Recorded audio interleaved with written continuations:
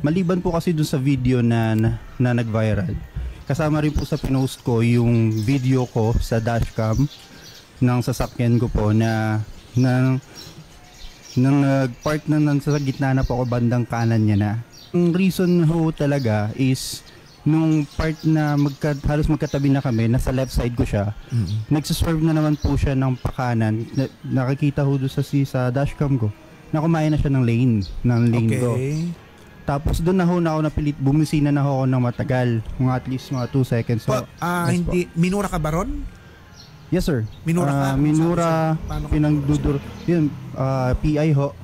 Okay, tapos, kasi parang hindi ko nadinig sa video, we'll just marireview naman natin later. Yes po. So, minura, PI, nagduduro po ako. Okay. Hinahanap po yung bayag ko. Sabi niya, yung bayag mo, yung cellphone po. Mag-file ka na siguro, nakikita ko dyan, oral defamation, baka may grave threats pa dyan, or what. Reviewin lang na mabuti yung video para magawa ng tamang complaint. Wala naman pong grave threat na binabantaan niya talaga. Okay. Technical. Ang ano is yung oral defamation po, yung pagmumura niya sa akin. Lalo na ho sa wife ko. Minura ba pati misis mo? Yes po. Okay, sige. So, buti na lang ho yung baby ko is nakatalikod kasi nasa car seat po siya. So, hindi niya nakita yung... May blatter ka nga? May nag-blatter ka ba? Opo, kagabi po. Sir JR? Opo, live po tayo sa Wanted sa Radyo sa programa po ni Senator Raffy Tulfo. Kakausapin po kayo ni Attorney Freddy Villamor, Sir JR? JR? Nandito si Jared. Nakita mo naman kung ano yung nakita naman natin pare-pareho kung ano yung nangyari, di ba? Ano bang masasabi mo tungkol sa insidente? Apo. Anong masasabi mo tungkol sa insidente? Ayun, attorney, Sir Jared, sa asawa niya at sa anak niya, gusto kong humingi ng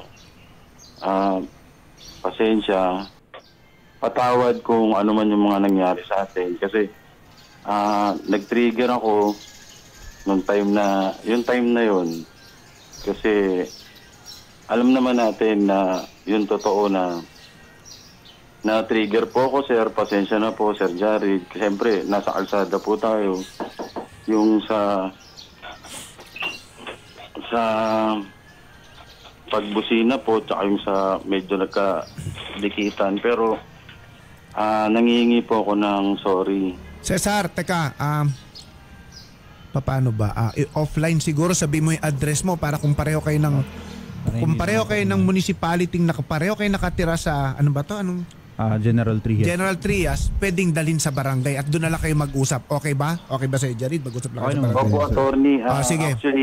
Actually, attorney, plano na po namin talaga magpunta. Okay, good. Either sa presinto po ng Lancaster or sa barangay po.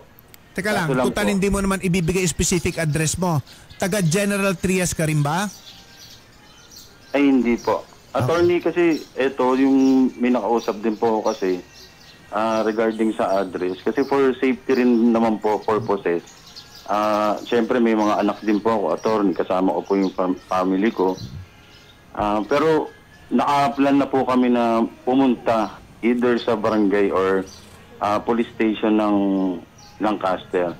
Kasi attorney, pasensya na po kasi madami pong naging threat dahil dun sa buhay namin, ng pamilya ko, dahil dun sa nag-viral nga po na video. Sige, hindi ka na pipilipin. Anong yes, may tanong ka, Shari? Sir JR, clarification lang naman po ito. Kayo po ba ay lasing that time? No po, ma'am. Panggabi po ang aking trabaho.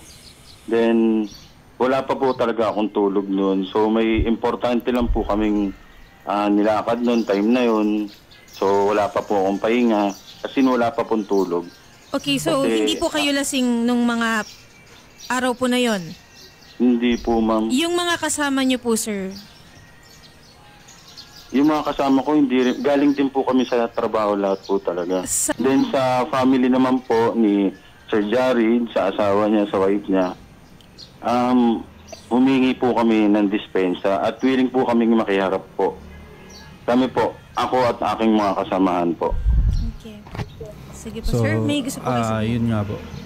So, Mr. JR, Sir JR, yung sinabi ko nga po kanina, yung sa pagbablock mo sa akin, pinatawad na namin, actually ako, pinatawad na kita doon, sir. ang ano lang, hindi lang kita mapapatawad, sir. Yung pagmumura mo dun sa pamilya ko, sir. No? Yun, sir, hindi na mababawi yung salita mo nun, sir, eh. Yaw. Di naman daw pala lasing.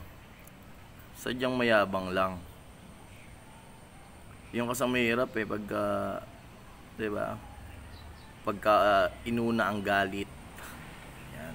Dapat kasi kalmado lang. Diba? Kalmado lang sa lahat ng oras. O ngayon, may kakaharapin ka tuloy na kaso. Diba? Mukha naman siyang mabait yung nagre-reklamo.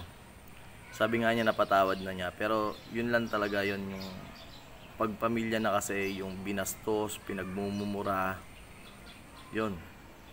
Mahirap na kasi yun eh. Ibang usapan na kasi yung pagka-pamilya na. Kahit sino siguro mabait, eh talagang kakasuhan ka. Kita mo naman, di ba, hindi nagmura yung, sa video, hindi nagmura yung driver na nagkumukuha ng video, pero nung dinamay na pati yung misis niya, sabi niya, di ba, misis ko yan, tangin mo rin, di ba? Yun yung mahirap kasi doon. Kaya dapat sa lahat ng oras maging kalmado tayo. Pagkakasuhan na, pag wala pang kaso, ang iinit ng ulo. Tapos pagkasuhan na,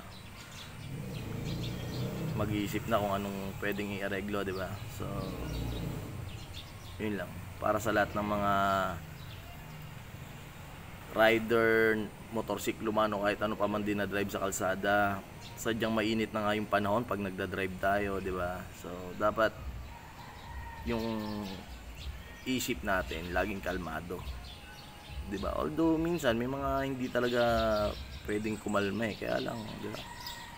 Minsan isipin din natin, tayo rin kasi minsan yung dahilan kung bakit nagkakaroon ng aberya, di ba? So, pasensyahan lang, mga simpleng bagay, madali lang naman pag-usapan.